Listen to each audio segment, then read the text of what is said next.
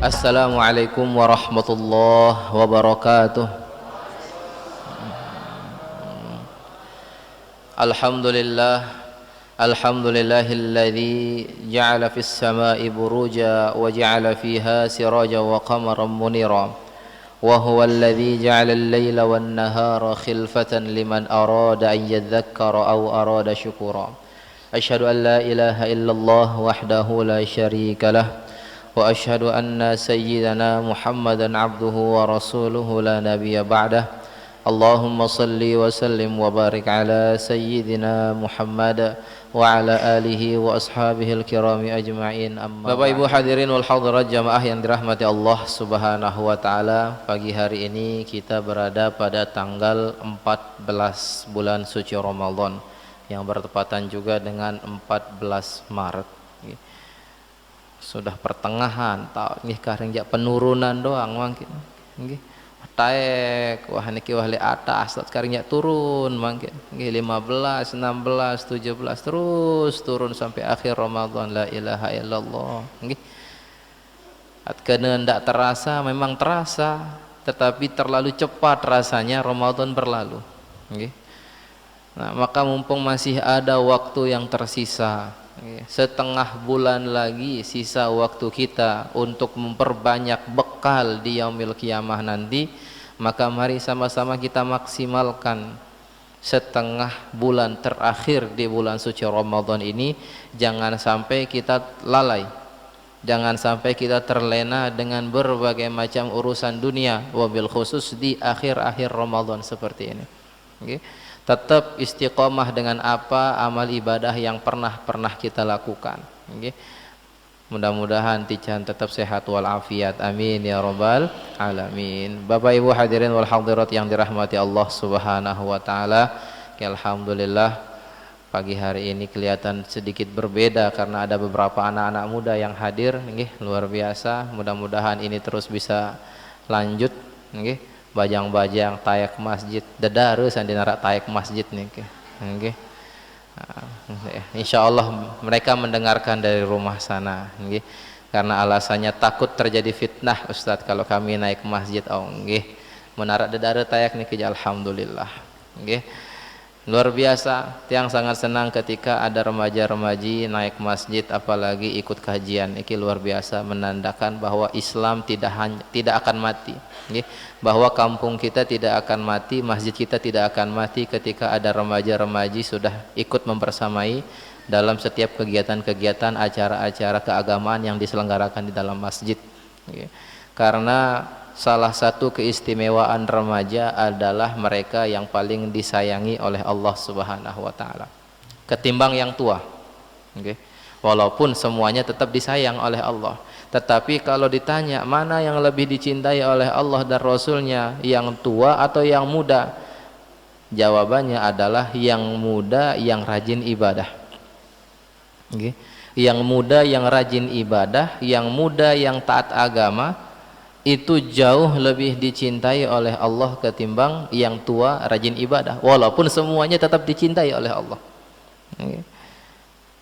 Sampai dalam sebuah hadis Nabi SAW bersabda, sab'atun yudhilluhumullahu fi dhillihi la dhilla illa dhilluh, yakni ada 7 golongan orang yang mendapatkan naungan di sisi Allah, yang mana tidak ada naungan selain naungan Allah. Salah satu di antara yang 7 kelompok itu adalah syabun nasya'a fi ibadatillah, yakni pemuda-pemudi, remaja-remaji yang hidupnya tumbuh besarnya adalah taat, rajin beribadah kepada Allah. Nah, ini salah satu yang mendapatkan naungan kelak dari ke-7 kelompok niki. Ini banyak 7 kelompok, tapi salah satunya dikhususkan kalimatnya adalah syabun. Kalau yang lainnya adalah dipakai kata rojulun. Contoh yang pertama menggunakan kata imam, imamun adil, mendapatkan tempat yang spesial kelak di yaumil qiyamah. Imamun adil, pemimpin yang adil. Yang lainnya lagi adalah rajulani tahabba fillahi ijtama alaihi wa tafarraqa alaihi. dua sepasang kekasih atau dua orang sahabat ini terbebas dari yang tua ataupun yang muda, yang berjumpa karena Allah, berpisah pun karena Allah.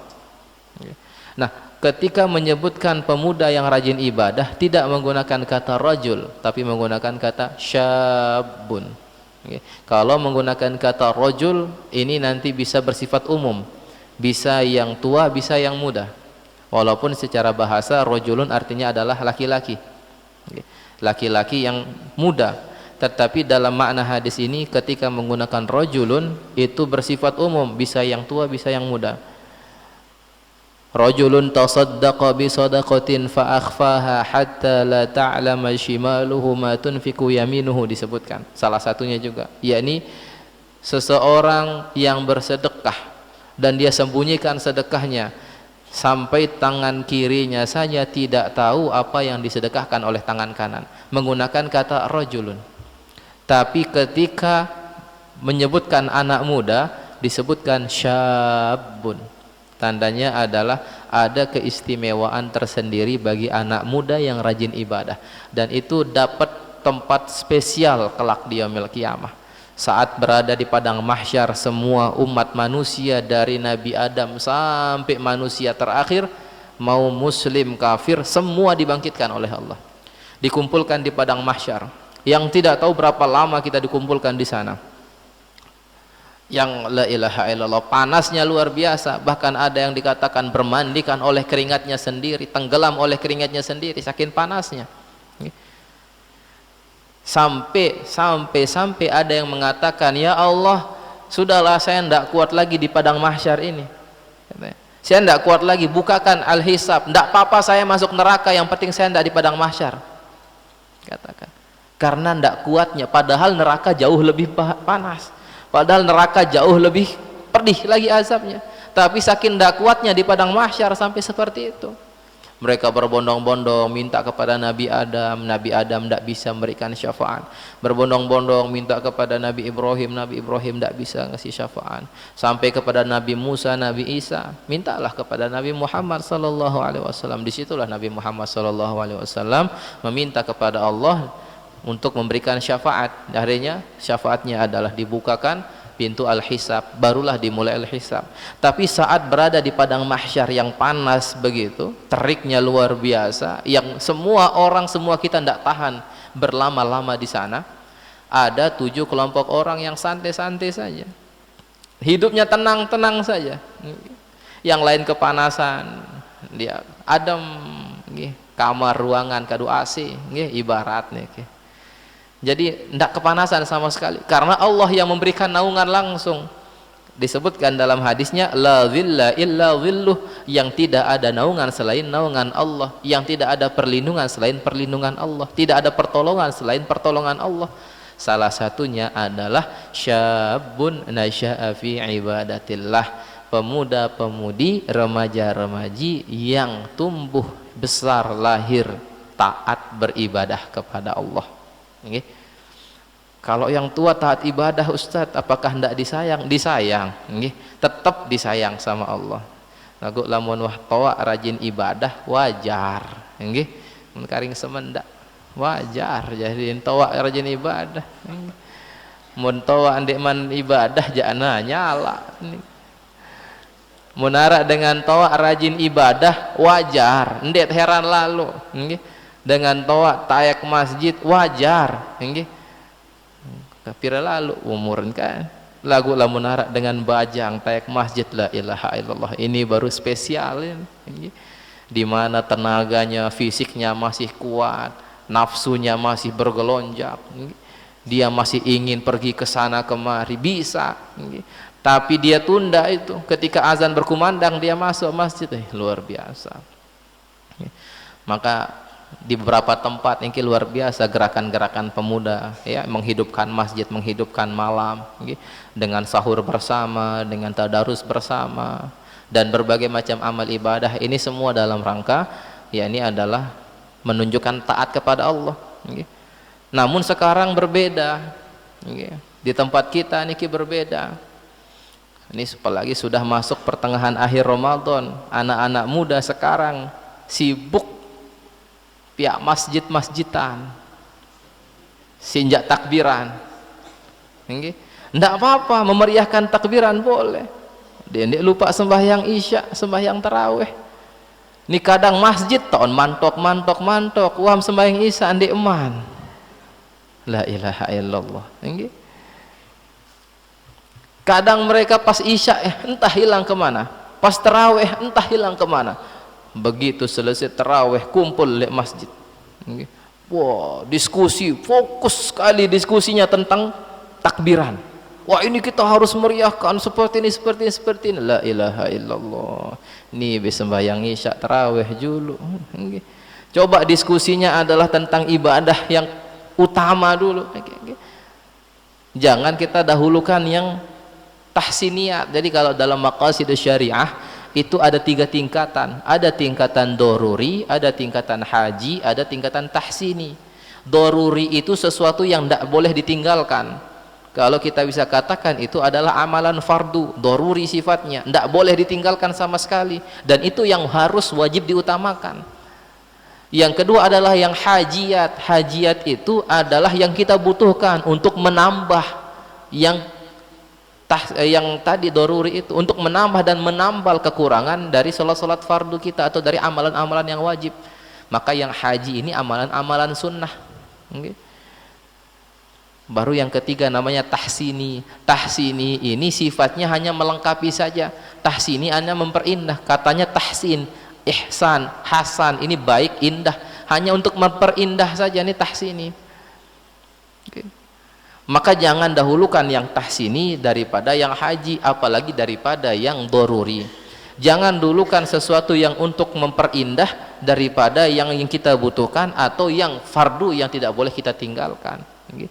Ini di mana-mana rata-rata yang dapat laporan dari teman-teman remaja kita sibuknya bangun masjid, masjid-masjidan dan masjid tetuan. Kalau sibuk bangun masjid beneran, alhamdulillah, karena memang pahalanya luar biasa orang yang membangun masjid.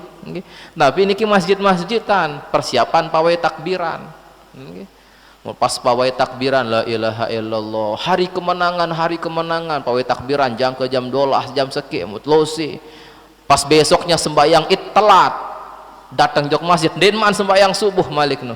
La ilaha illallah. Ini terjadi. Ndek ngada-ngada nih terjadi. Karena capek malam takbiran, istirahat pulang ke rumah entah jam 2 jam 3, habis itu tidur, bangunnya karena sudah ndak puasa lagi jadi ndak makan sahur, bangunnya terlambat, subuh lewat, datang ke masjid langsung sholat id, itu pun masih terlambat. Mata masih beya, amuan masih bergaris-garis, onas galang. La ilaha illallah. Mudahan sawah ingat ngulu ini. Hadirin wal hadirat yang dirahmati Allah Subhanahu wa taala. Nah, ini memang luar biasa ketika ada remaja, remaji, pemuda-pemudi yang memang taat ibadah kepada Allah. Maka ini kita giring anak-anak kita ini untuk mari taat kepada Allah dulu. Dahulukan yang daruri, yang sifatnya tidak boleh ditinggalkan, ini dahulukan dulu. Silahkan berkreasi di luar itu, yang penting jangan tinggalkan sholat. Ada sholat sunnah yang memang hanya khusus di bulan Ramadan, ini juga nggak kalah pentingnya, maka kerjakan itu dulu, 4 rakaat atau sampai 8 rakaat, tidak apa-apa, silahkan, tidak usah dipersulit. Baru mau aktivitas yang lainnya, dengan itu insya Allah lebih terjaga ketimbang tidak kita kerjakan sama sekali. Bapak Ibu hadirin wal hadirat yang dirahmati Allah Subhanahu wa taala, kita lanjutkan kajian kita di bab zakat sekarang. Di bab zakat kemarin sudah kita bahas tentang sebab penamaan zakat fitrah. Ada disebut 2, bisa disebut zakat fitrah, bisa zakat fitri. Kalau zakat fitri artinya, fitri itu berbuka puasa dalam bahasa Arab. Fitrun itu berbuka, saumun kalau puasa, fitrun berbuka. Maka zakat fitri itu zakat yang kita bayarkan saat kita berbuka puasa, atau saat di hari dimana kita sudah tidak puasa lagi, itu zakat fitri. Sebab penamaan pertama disebut zakat fitri. Ada juga yang menyebutnya zakat fitrah, disebut zakat fitrah. Fitrah ini artinya asal penciptaan, khilqah atau khalqah, ya, asal penciptaan. Asal penciptaan setiap manusia adalah dari suci, maka fitrah ini artinya suci. Ya. Asal penciptaan manusia, kullu mauludin yuladu 'alal fitrah. Setiap anak yang dilahirkan itu dilahirkan dalam keadaan suci. Maka zakat fitrah ini zakat untuk mensucikan, okay? Mensucikan kita dari dosa-dosa yang kita lakukan selama bulan Ramadan, dari kesalahan-kesalahan yang sengaja ataupun yang tidak sengaja. Harapannya seperti itu, okay? Zakat fitrah, dan hukumnya adalah wajib sesuai dengan ijma' para ulama. Wajibnya bagi siapa? Wajib bagi orang muslim. Pertama syaratnya muslim. Yang kedua, memiliki kelebihan daripada makanan pokok di hari Id itu dan di malam harinya, di malam hari, okay? Malam hari di tanggal 30 Ramadan itu ada kelebihan hartanya, kelebihan makanan, okay? Intinya orang yang berkecukupan, orang yang memiliki kelebihan harta di malam hari dan di pagi harinya masih ada kelebihan harta, maka dia wajib mengeluarkan zakat fitrahnya. Bapak Ibu yang dirahmati Allah Subhanahu wa taala, selanjutnya adalah jenis makanan yang dikeluarkan, okay? Apa jenis makanan yang dikeluarkan dan yang boleh dikeluarkan? Zakat fitri atau zakat fitrah dikeluarkan dari bahan makanan pokok daerah di mana seseorang tinggal. Makanan pokok dari daerah di mana kita tinggal. Patokan makanan pokok di sini adalah apa yang dimakan oleh penduduk daerah tersebut sepanjang tahun, bukan ketika hari Id saja. Apa yang dimakan oleh penduduk tersebut sepanjang tahun. Kalau setiap harinya dia makannya sagu, misalkan saudara-saudara kita yang di timur makannya sagu setiap harinya, maka kita katakan makanan pokok mereka adalah sagu. Walaupun kadang di Id mungkin mereka masak sesuatu yang berbeda, tetapi tetap menjadi makanan pokoknya adalah apa yang dimakan setiap tahun. Kita yang setiap tahunnya, setiap harinya kita makan nasi, maka makanan pokok kita adalah nasi. Bila dalam satu daerah ada lebih dari satu makanan pokok, misalkan dalam satu daerah dia kadang makannya nasi, kadang makannya jagung, mayoritas masyarakat, bukan kita pribadi, emang ada orang salah satu pribadi bisa gula-gula darah ini kan kahan nasi, jagung doang mengkeluaran ini, asam urat dan sebagainya ini, kadang jagung Ambon. Nah ini enggak terhitung kalau pribadi personal, tapi yang dilihat adalah masyarakat sekitar itu, apa yang biasa dimakan oleh masyarakat tersebut. Kalau yang biasa dimakan sepanjang tahunnya adalah antara beras dan jagung, antara nasi dan jagung, maka ada dua di situ makanan pokok. Bila salah satu mendominasi, maka wajib mengeluarkan zakat dari jenis tersebut. Kalau dilihat dari beras dan jagung atau nasi dan jagung, mana yang lebih banyak dimakan oleh masyarakat sekitar kita, misalkan jagung, maka zakat kita adalah pakai jagung. Atau yang banyak makan dalam setahun ini masyarakat kita mayoritas makan nasi, maka nasi, walaupun jagung merupakan salah satu makanan pokok juga, tapi yang lebih banyak masyarakat kita memakannya adalah nasi, maka nasi. Ini kalau misalkan terjadi di daerah kita di satu tempat.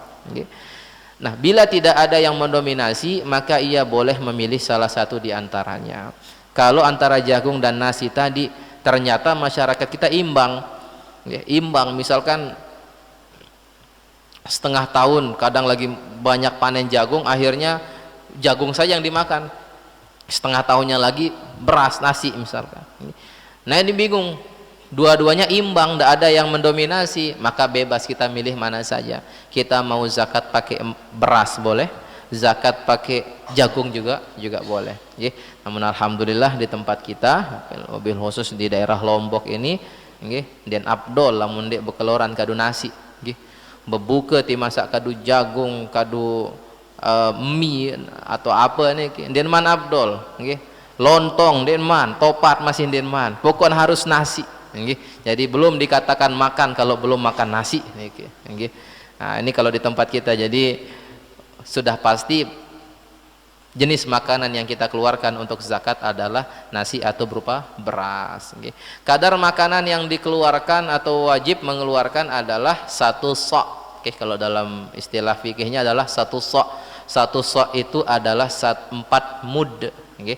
Kalau untuk orang yang batal puasanya, yang tidak puasa karena kemarin kita bahas di bab puasa, yang tidak puasa karena lemah dan tidak bisa melanjutkan puasa karena sudah tua renta, maka wajib bayar fidyah. Fidyahnya 1 mud. Atau orang yang sakit yang tidak ada harapan untuk sembuh, kata dokter tidak bisa sembuh, maka dia mengganti puasanya dengan satu mud. Tapi kalau zakat fitrah itu satu sok itu adalah 4 mud. Nah ini hitungannya 4 mud. Kalau dihitung sekitar 2,75 kilogram. 2,75 kilogram beras. Sebagian ulama Syafi'iyah ada yang mengatakan satu sok itu setara dengan 3 kilogram. 3 kilogram kurang lebih. Maka yang lebih utama bagi seseorang dalam hal ini adalah berhati-hati. Ada yang mengatakan 2,75 kalau dihitung. Tapi ada yang ngambil lebih hati-hati pakai 3 kilogram saja. Mau lebih hemat, mau lebih lebih hati-hati lagi 4 kilogram juga tidak apa-apa. 5 kilogram juga boleh, silahkan saja. Biasa bulan zakat fitrah 2,5, ada yang 3, ada yang 2,5, ada yang 3, ada yang 2,75. Mungkin kalau bisa kita ambil nominal yang terbesar saja untuk lebih hati-hati 3 kilogram. 3 kilogram beras. Tapi cari yang bagus berasnya, atau minimal apa yang kita makan. La yu'minu ahadukum hatta yuhibba li akhihi ma hatta yunfika li akhihi ma yuhibbu li nafsihi. Tidak dikatakan beriman seseorang di antara kalian sampai dia yuhibba li akhihi, yakni cinta kepada saudaranya seperti apa yang dia cinta kepada dirinya sendiri. Atau tidak dikatakan beriman seseorang sampai dia memberikan sesuatu yang terbaik yang dia punya sebagaimana dia cinta kepada dirinya sendiri. Kita tidak mau makan nasi itu, ya kurang lebih teman kita, saudara kita juga rasa-rasanya tidak mau makan nasi yang seperti itu. Maka minimal apa yang kita makan, minimal beras yang kita masak, nah segitu juga, samain. Atau kalau mau lebih bagus lagi, ini lebih bagus. Kalau kita memberikan yang lebih baik, ini jauh lebih bagus. Dan dia itu kelas A, mutkeloran beras ini terus zakatan raskin, la ilaha illallah swallalalu ini. Nah, jadi tolong disesuaikan untuk pengeluaran zakat fitrah.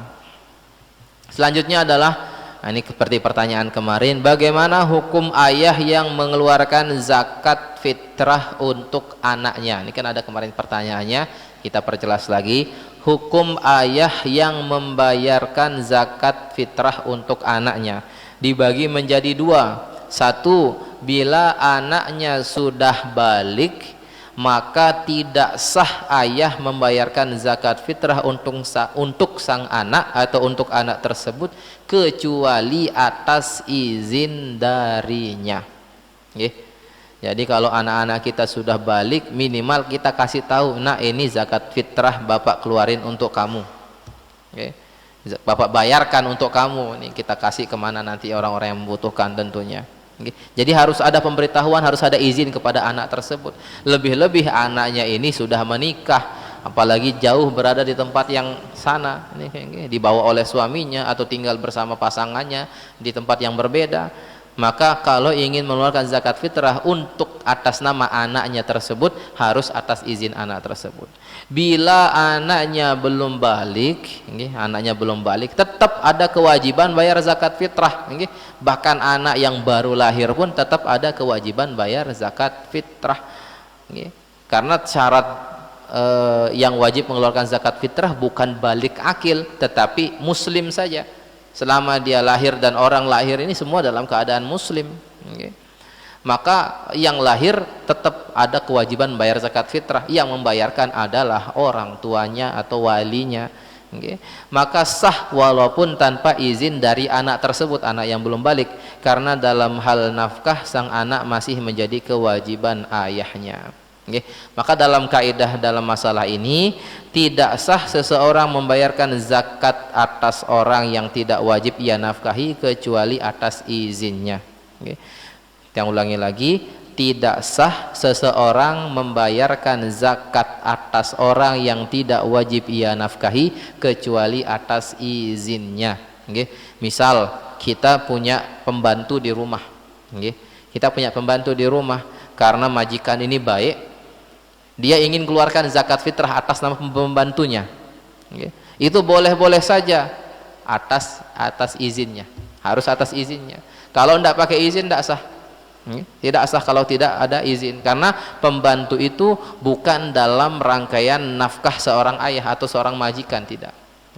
Jadi orang yang tidak wajib kita nafkahi, tidak boleh kita keluarkan zakat, tidak sah kita keluarkan zakat untuknya kecuali atas dengan izinnya. Kalau atas dengan izinnya baru boleh.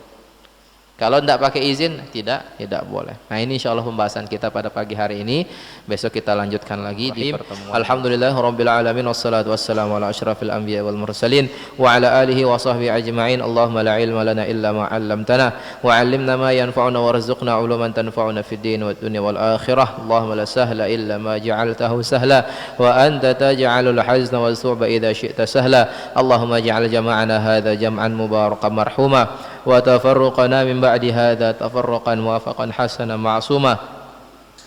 Allahumma la tada' lana fi maqamina hadza dhanban illa ghafartah wa la hamman illa farajtah wa la daynan illa qadaytah wa la maridan illa shafaitah wa la jahilan illa 'allamtah wa la mu'assiran illa yassartah wa la hajatan min hawaijid dunya wal akhirah illa yassartaha wa qadaytaha bi rahmatika ya arhamar rahimin. Rabbana hab lana min azwajina wa dhurriyyatina qurrata a'yun waj'alna lil muttaqina imama. Rabbana atina fid dunya hasanah wa fil akhirati hasanah wa qina adzaban nar. Walhamdulillahi rabbil alamin. Subhanakallahumma wa bihamdika asyhadu an la ilaha illa anta astaghfiruka wa atubu ilaik. Assalamu alaikum warahmatullahi wabarakatuh.